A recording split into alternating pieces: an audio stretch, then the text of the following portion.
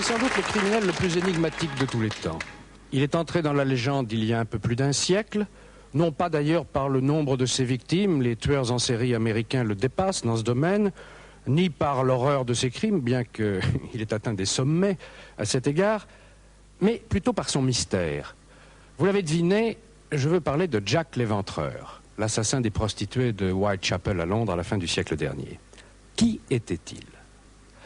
De toutes les hypothèses faites sur son identité, la dernière en date est assez intéressante et elle repose surtout sur un journal intime que l'on a retrouvé très récemment en Angleterre. Londres, 1888, capitale mondiale de l'industrie et du commerce. Cette année-là, Londres sera le théâtre d'une série de meurtres épouvantables.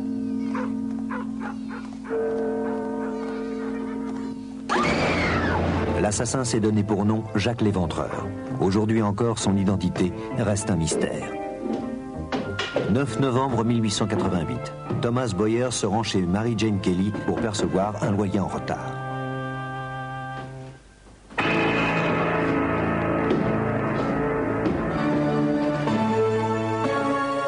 Jack l'Éventreur a encore frappé. Depuis la fin du mois d'août, l'assassin attaque de nuit les prostituées du sortie de quartier de Whitechapel. J'en ai après les putains, et je n'arrêterai de les éventrer que lorsque je serai bouclé. Ces crimes, tous commis le week-end et dans le même périmètre, sont d'une atroce sauvagerie. Ils marquent d'autant plus la population que le meurtrier inonde les enquêteurs de Scotland Yard de lettres moqueuses et menaçantes que les journaux s'empressent de reproduire.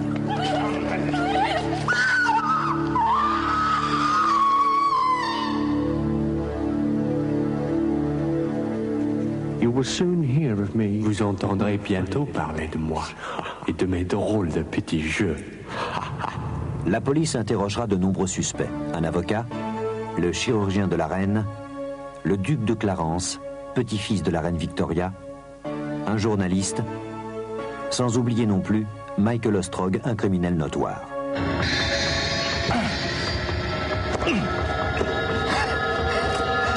Faute de preuves, aucun ne sera inculpé. Le mystère de Jack l'Éventreur entre dans la légende.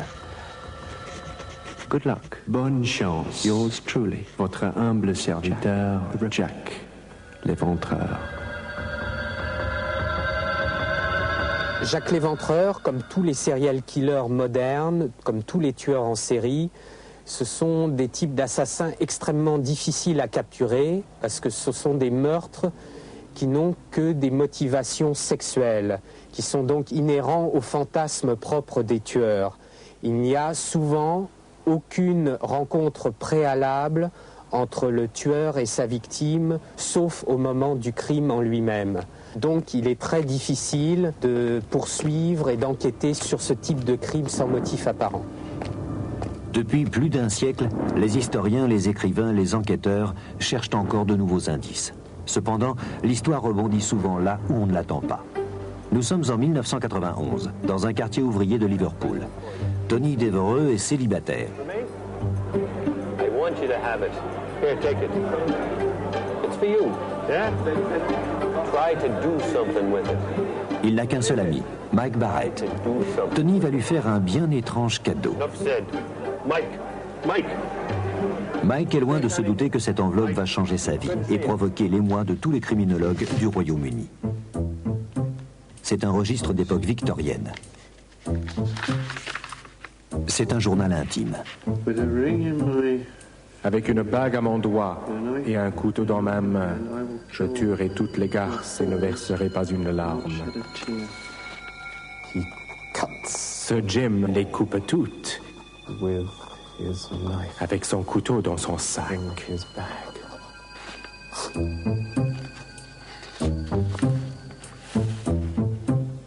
Mike est fasciné.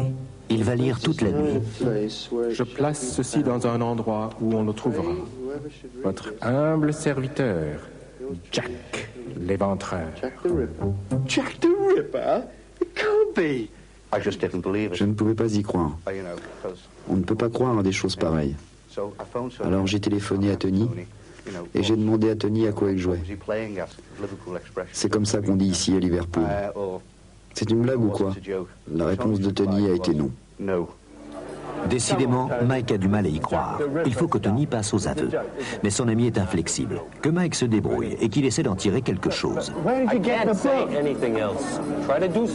Tony ne révélera jamais son secret. Il est mort d'une crise cardiaque quelques mois après. Pour Mike, c'est le début d'un véritable parcours du combattant. Il met tout son temps libre à profit pour écumer bibliothèques et librairies. Et un jour, alors qu'il feuillette un livre consacré à l'affaire Maybrick, une des grandes affaires criminelles de la région de Liverpool, Mike Barrett va faire une découverte capitale. J'étais en train de lire et soudain, je suis tombé sur le nom de la maison de James Maybrick.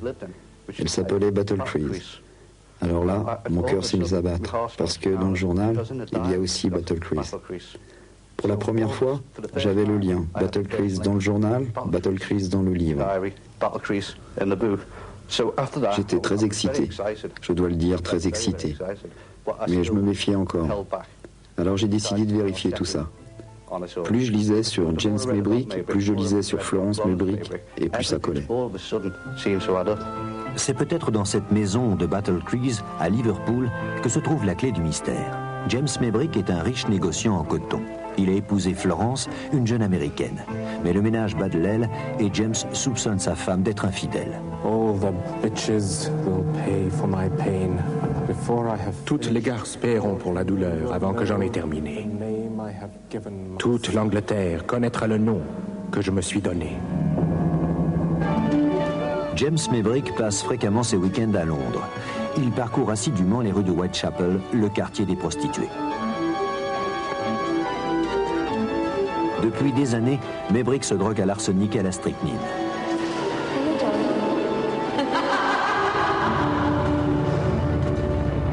Il est hanté par l'image de Florence, sa femme infidèle. Dear God, oh mon Dieu, je ne sais plus où j'en suis.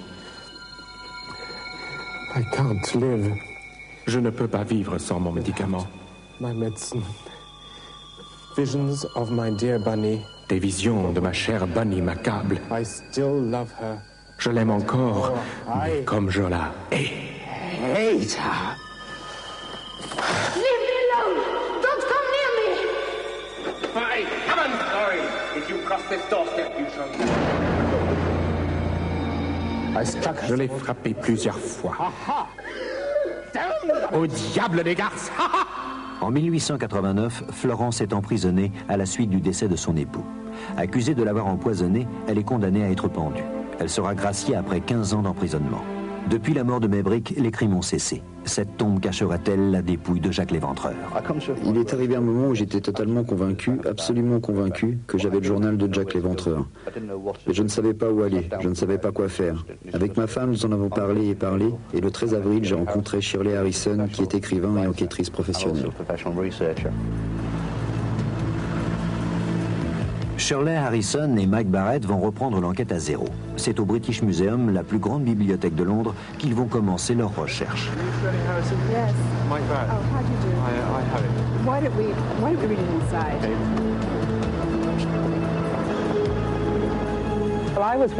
J'étais inquiète, parce que je suis journaliste depuis 40 ans et que je savais que mon devoir était de prouver que ce journal était un faux, s'il était faux. Je devais rester objective.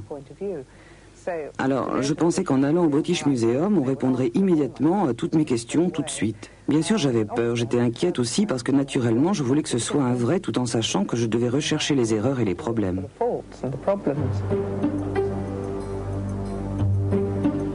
Dans la salle de lecture de la British Library, ils auront un accès direct à tous les documents nécessaires. Mais avant tout, Shirley Harrison veut examiner le manuscrit. Shirley est une enquêtrice chevronnée. Le sujet la passionne, mais elle est effarée par certains passages du journal. Se pourrait-il que Jack l'Éventreur en soit véritablement l'auteur?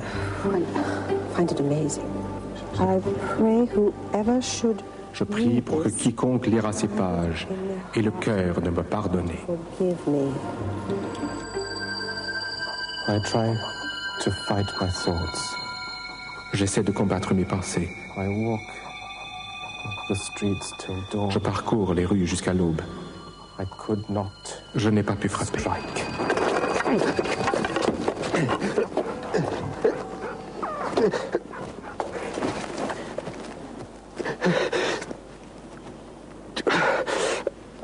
The writing in the diary. L'écriture dans le journal reflète très bien la manière dont les drogues affectent son esprit. Je savais qu'il fallait trouver des experts pour dater l'encre, pour dater le papier, pour déterminer quand l'encre avait été appliquée sur le papier. Il fallait regarder l'écriture et, si possible, retrouver l'écriture de James Maybrick pour les comparer. Parce qu'à ce moment-là, nous saurions qui avait écrit et nous saurions si Jack l'Éventreur était James Maybrick. Le manuscrit va passer entre les mains de toute une série d'experts. C'est ici, au laboratoire de l'université d'Oxford, que l'enquête commence. Un échantillon du journal est prélevé et est étudié à l'aide d'un microscope à protons.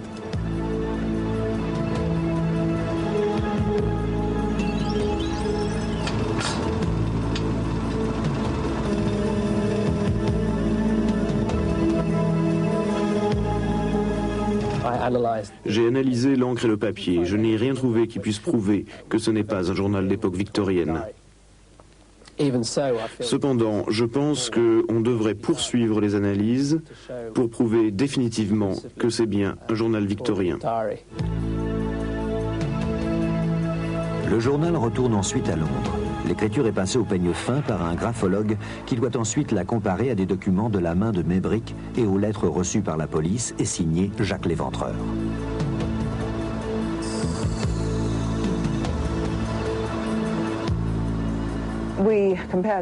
Nous avons comparé l'écriture du journal avec des exemples connus de l'écriture de Maybrick et bien sûr avec les lettres de Jack l'Éventreur qui ont été publiées par la presse. Car dans le journal, il dit les avoir écrites. Rien ne correspond à rien. Mais ce qui est intéressant, c'est qu'en même temps, je poursuivais mes recherches historiques et que nous commencions à découvrir qu'il y avait des indices. De petits indices, mais ils étaient là, de l'histoire dans le journal qui n'aurait pas pu être l'œuvre d'un faussaire, car jusqu'à maintenant, on ne les avait pas publiés. Je n'arrête pas de voir des flots de sang jaillir de ces garces. Je prendrai la première venue et lui montrerai ce qu'est vraiment l'enfer. Really like.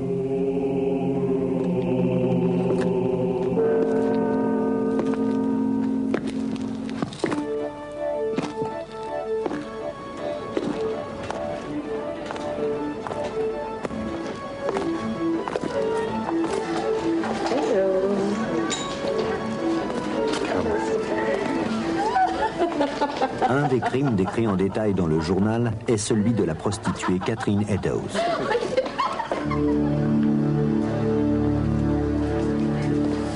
When are we going now? Don't worry, they'll come with me. When are we going? Say, come with me!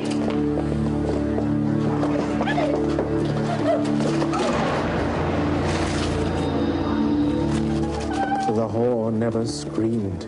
La garce n'a pas poussé un cri. I ripped open. J'ai éventré, mon Dieu. Et j'ai emporté tout ce que je pouvais avec moi. On retrouvera près du corps une boîte métallique vide. Cet objet est mentionné dans le journal de Maybrick. Cherchait-il des allumettes pour mieux observer son macabre ouvrage? Damn it! Bon sang, la boîte métallique était vide. Empty. Une boîte en métal vide, c'est très important. Ça n'a jamais été révélé dans la presse. Personne n'en a parlé jusqu'en 1987 dans un livre publié en Angleterre. Si le journal était un faux, en aucune manière le faussaire, en 1888, aurait pu connaître l'existence de la boîte en métal. À ce sujet, je dirais tout de suite que la découverte de ce boîtier en métal figure dans un article de la presse publié à l'époque et figure également dans les rapports de police de l'époque. Il ne s'agit donc pas pour moi d'une preuve concluante apportée au fait que Maybrick serait Jack l'Éventreur.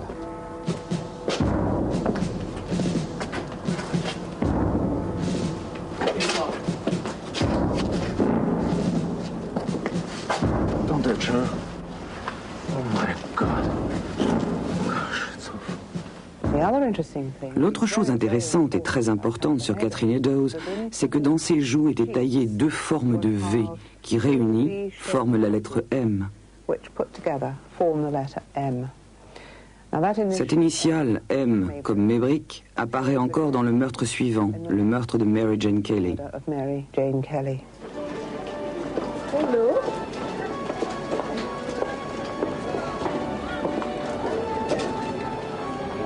Hello, pretty. J'ai lu le récit de ma dernière, la meilleure de toutes. Elle m'a rappelé Bunny.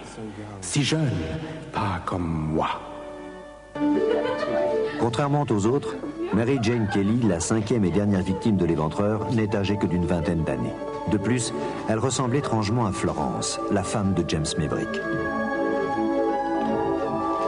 What are you waiting for, sweetheart?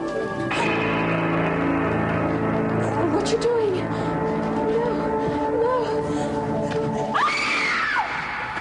Je n'ai rien laissé de son visage. J'ai dépioté tout ce que je pouvais et ri pendant que je le faisais. Récemment, on a découvert dans les archives de Scotland Yard des rapports de police et des rapports de médecins légistes arrivés les premiers sur les lieux qui indiquent de façon irréfutable qu'un des seins mutilés avait été placé sous la tête de la victime et l'autre près de son pied droit, ce qui est en totale contradiction avec ce qui est indiqué dans le journal de Jacques Léventreur. Je ne crois pas que dans l'état où étaient les témoins, dans l'état où devait être la police quand ils ont vu ce meurtre, ils aient pu faire un rapport exact sur ce qui s'est passé. Je ne crois pas non plus que l'assassin, James Maybrick, ait pu se rappeler précisément ce qu'il avait fait dans l'état où il était. Attention, please, gentlemen.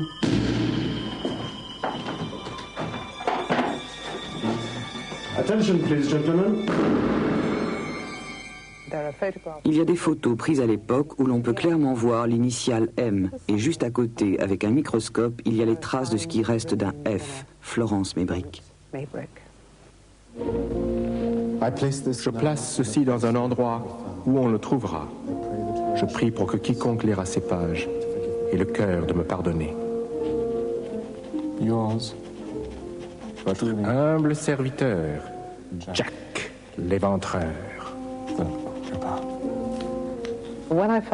La première fois que j'ai vu le journal, j'étais très sceptique.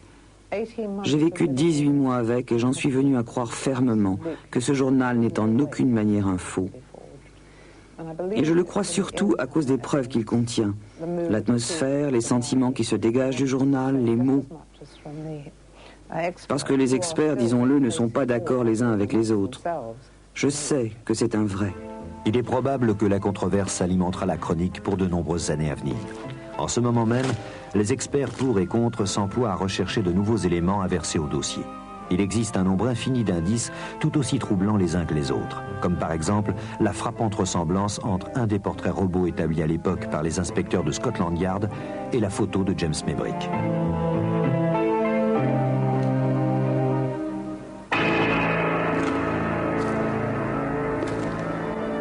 Mais malgré toutes les études, malgré toutes les recherches, il n'est pas du tout certain que quiconque soit en mesure de révéler un jour, de manière irréfutable, la véritable identité du légendaire Jacques Léventreur. Bien, l'enquêtrice Shirley Harrison est avec nous.